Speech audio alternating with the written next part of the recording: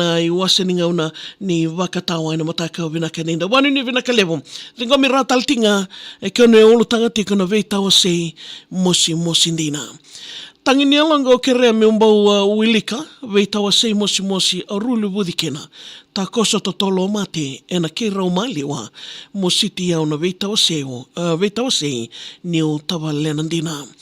Vai kilai sa matata i sebu ni nomo ngandiwi keito. Tau se mati tu wakanra ka dhuru mai e nandondo. Ke tau dingo miiko ka o sa mai lewe ni wo wale wau kuria nomo i wakarao ni sai tawandina wakalo. Lako ni kena wakasangarai na mbola torodake. E wuni nomo laki tiko ya ni ongori kine to wale. Ni vese matindono tunanra ve kilai sa tumbodake ke tau wakatiko mo ngonenga ni neito mata wo wale. Tarona elongo se dawa o sa beauty ke tokena.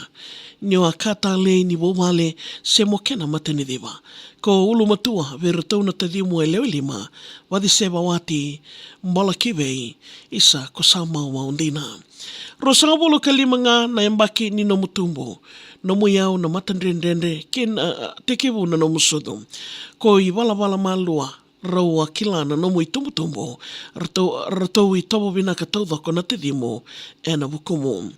Rua saibandua rua wuli torodake mo salandewa. Ko wulida na tambana ni Wengaravi e na Wei o tela. I dobi ni Best Housekeeping Students ko Salaveta ni ko ngado etu no muboli ka senga ni Bausoreva. Ko ngumatu tiko nga e na wuli ke na no musasanga. Ka o sa tiki wudaga sara e na mbaki katarava. Ko senga ni ngunde tiko e na nomu waka sangagara rua saibando lima ki suwa mo sandewa daka. Waka tanga sabe kito no mui lesi wawangori.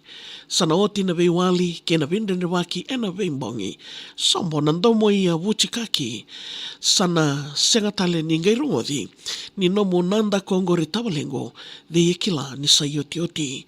Mbibiri mati ko dolata wali senga ni onda wasea. Ni nrendre kede ko lako dhuruma kina ko sambolea. Ka waka sangara lotu mbeka endona iwali mewokea. Ka solia toka nga no muingu vei mate melevea. Sarongo na kalau ninda wunia na ka.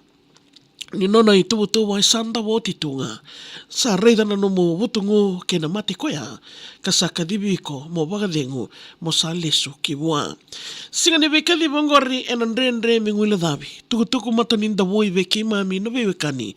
Tarai rau no mo i tumbu na mbola vele deaki.